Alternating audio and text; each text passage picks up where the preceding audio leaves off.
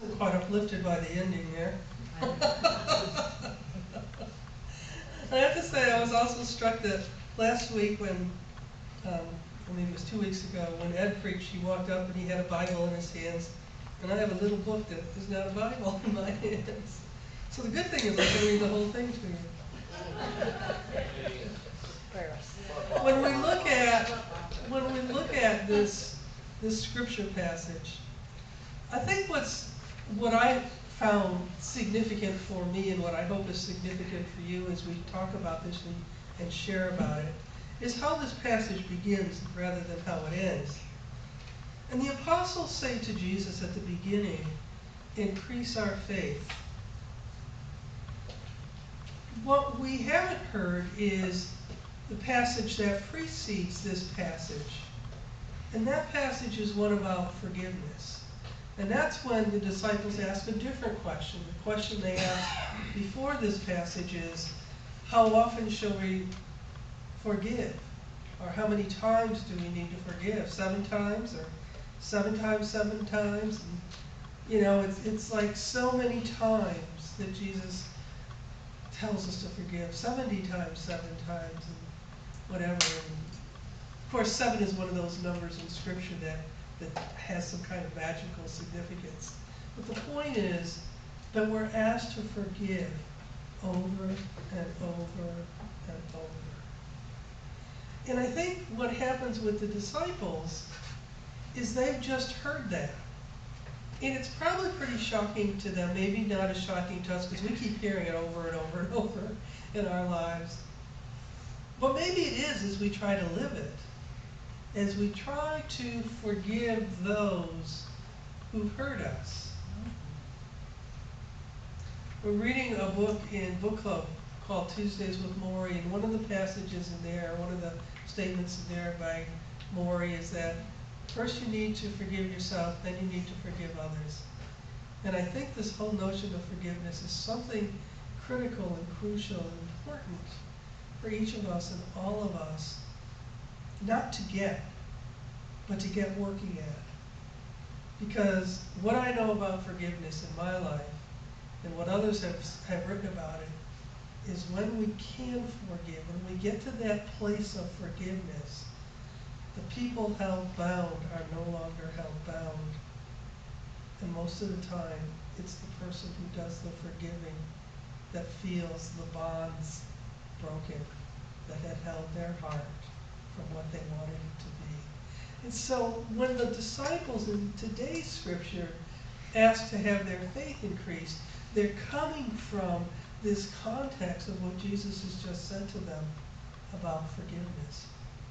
And then he says something amazing to them. He says, if you have faith as small as a mustard seed. Anybody have mustard seeds in their cabinet at home, in their spice rack? They're pretty tiny, aren't they? Like maybe, what, a quarter or a fifth the size of a peppercorn? Or maybe even smaller? They're tiny, tiny, tiny. If you have faith as small as a mustard seed, you can say to this mulberry tree. Now, we don't have a whole lot of mulberry trees around us. What would we say to? One of those live oaks or a queen palm or something? Be uprooted and planted in the sea, and it will obey you. Wow. All I want to say is keep the grass mowed and I'm good. Faith the size of a mustard seed. And so we come to the question, how big is our faith? How big is our faith? How big is yours? How big is mine? How big is our faith in Faith Family? And these are not small or inconsequential questions, but they're not easy to answer either.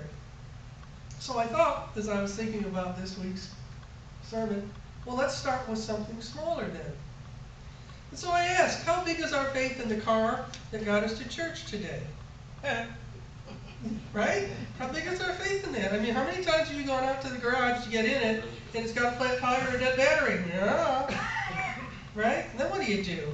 What about the days before Uber? Right? How big is our faith in our car? How big is our faith in the alarm that woke us so we could get here on time? Anybody forget to plug their phone in and the alarm didn't go off? Oh, have that experience? Anybody still use the old alarm clocks? We do. I know, who's gonna admit it? They're all from the 50s, right?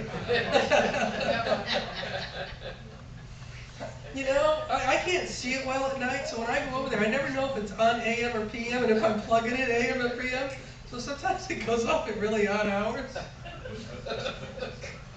Or Mary. And she's usually the one that's there when it goes off. I usually go off like that. How big is our faith that all the ministry teams here that make service happen, how big is our faith that they would all be here, that they would all show up, and each would do their thing, so that indeed we'd be able to worship here together the way we love to do? Did you ever think about that? Somebody sat down once and tried to count all the people that make service happen in a church, and it's dozens and dozens of people, if you think about it. It's lots of, even in a small church like us, it's still lots and lots of people. So I thought about those questions. I thought, well, okay, we can handle those. Let's go with some larger questions. How big is our faith that the church building would be standing? Remember the time the tornado came through? Yeah? And that its doors would be open to welcome us and anybody else who came. You have faith in that? I think we do. How big is our faith that the United Church of Christ will continue to stand with the voiceless and the vulnerable until justice for all is part of our nation and our world? We have faith in that. How big is our faith that Faith Family will continue to exist when we turn the page on its first chapter and pick up the pen to write its second chapter? Is our faith big enough? And then I thought, what about the truly momentous questions of faith? How big is our faith when the phone rings and Jesus is on the other end?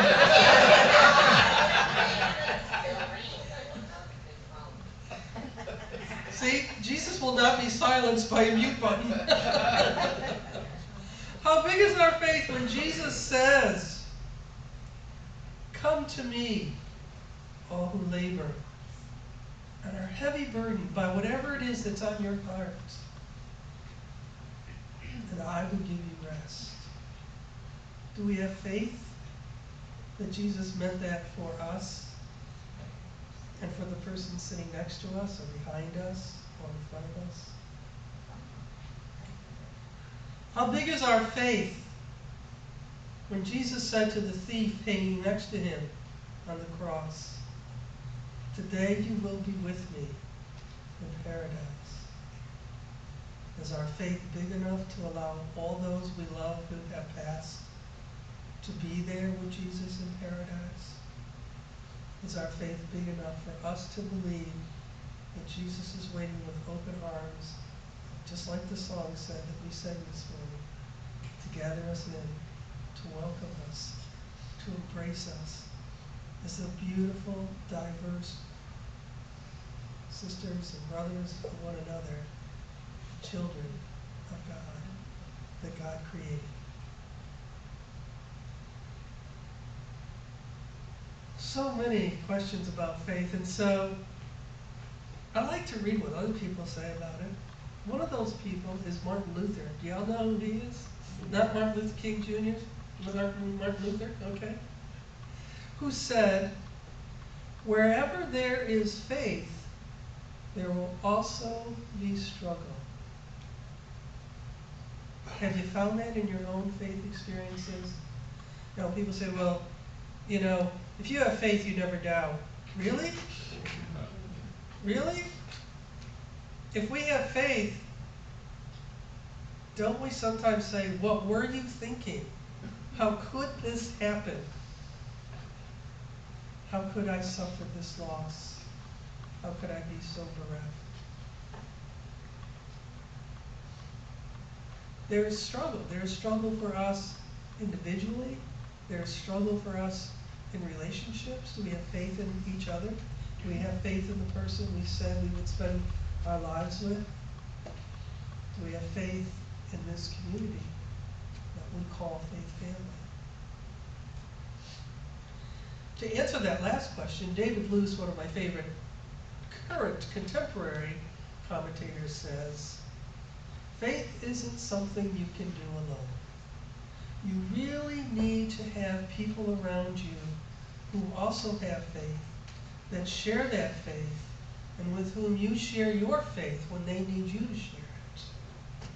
That helps us get through the struggles and the hard times and the questions we never can seem to answer, at least not here. I want to share with you just two stories. One is one of the stories of Francis of Assisi, and the other is the story of the person named in this short little novel, The Quilt. Her name is Miss Mary. And the author is a young man who lives in England and writes the story of very much a woman's heart, which I find so intriguing that he did such a beautiful job of that. But anyway, with St. Francis. Now there was this ruined chapel. It was called the Chapel of San Damiano, and it was outside the gate of Assisi. You all heard this story? It's actually in his biography. There's a biography done of him back in the 1200s. Isn't that amazing? And according to this biographer, Francis heard the crucifix above the altar command him, "Go, Francis, and repair my house, which, as you can see, is well nigh in ruins." So taking this literally, Francis hurries home, and his father is a wealthy cloth merchant. Do you all remember that? Doesn't matter. His father's a wealthy cloth merchant. So he takes some of the really expensive bolts of cloth that his father has, and he rides off to I don't know where, to some place, and he sells the bolts of cloth and the horse he rides on. He takes the gold he gets for the exchange, and he goes to the pastor of the Chapel of San Damiano. And that guy says, no, I'm not taking this money. This is not your money. So he doesn't. So Francis gets mad at him. Well, not only does Francis get mad at him, but Francis's father gets mad at Francis. And so Francis's father brings him up charges him before the civil authorities in Assisi. But Francis refuses to go to court with him. So he brings him to the bishop of Assisi. And before anybody can say anything at that ecclesiastical hearing where the bishop is presiding, Francis proceeds to take off all of the clothing he has on. In the biography it says, including his breeches, and he lays them at the feet of his father. And he says, "No longer will I call you Father, I will only call Father, my Father who is in heaven." The bishop gives Francis something to wear, and Francis leaves. And if anybody knows anything about the Franciscan friars, they walk around in the coarse brown robes with the belts made of rope with the 3 knots. And the 3 knots are for the 3 vows they take: poverty, which was Francis's great love; chastity, and obedience. He also founded a group called the Little Clares, I think it's called. Does that sound right, Mayor? Which is a convent, or if you will, a congregation of women. I don't know if you knew this, but in Catholicism, women are not allowed to found their own orders. All the women's religious orders in Catholicism are founded by men. So Francis founds them, and they do wonderful work throughout the ages.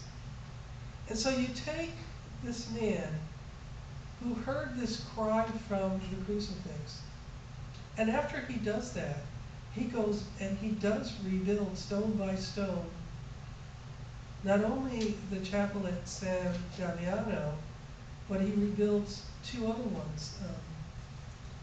One is a chapel dedicated to Peter the Apostle, and the other is the chapel of St. Mary of the Angels, all of them in the area of Assisi. And so you have this person with this seed of faith, this belief, who gives up everything. So there's nothing supporting him financially. And he is able to rebuild not one, but 3 churches or chapels back in the 13th century because he believed that's what God was calling him to do. The other story I want to share is from this book called The Quilt. And it's the story of an elderly woman who suffers from arthritis so badly that the fingers on her hands are all splayed in different directions. I don't know if you've known anybody that's had that kind of arthritis, but that's how bad hers is. And we don't know how or where, but she says to her sons, God has called me to make one final quilt. And the one son, who's kind of the pragmatist, goes and starts building her the frame for the quilt. Doesn't ask any questions, just starts building the frame. But the other son, who's more in need of attention from his mother, I guess in some ways. She always worries about him. They're older, I mean, she's elderly. He says, oh, no, you can't do that. You're not well enough to do that. You have arthritis too badly. And he talks to not only his wife, but to his brother and his brother's wife, and he says to them, I'm going to look for a home where we can put Mom. She no longer can do this physically, and mentally she's obviously having some issues that she thinks she can't. And the other 3 say, no, you can't do that. We're not going to let you do that. And so the 2 daughters-in-law continue to go visit Miss Mary as she starts to go through her trunk, I guess, or whatever. You know, the story has no setting that's ever stated anywhere. So I don't know if it's, you know, the 1800s, the 1900s, the early 20th century. I don't know what it is. But it seems to be a rural setting where people bake their own bread, make their own pies, and apparently sew their own quilts. So the daughters-in-law go in one day, and Mary has taken out of the trunk this beautiful dress. And they said, oh my gosh, that is so gorgeous. Where has that been? She said, that was my wedding dress. And they said, well, you can't possibly use your wedding dress as part of the quilt. She goes, I can't think of a better way to use my wedding dress. So it takes them a while to get used to that idea. They come back another day, and she has 6 little, I don't know what we would call them, onesies, right? 6 little shirts, sleep shirts, laid out on the floor. And the daughters-in-law say to her, what are those? And she says, well, those are the sleep shirts I made for each one of my children as they were born. And they said, but you only have 2 sons. And she said, but I had 6 children. 4 of them did not make it past childhood. And they said, oh my gosh, you can't possibly use these sleep shirts to make a quilt. And she says, can't think of a better way to use them. And so she washes them and washes them and washes them until they become so soft and malleable that they can be part of the quilt. And the daughters-in-law don't know what to say to her. Finally, they say one day, would it be okay if we helped you make this quilt, or is this something you feel called that you have to do by yourself? Well, remember, faith is communal. We don't do faith alone.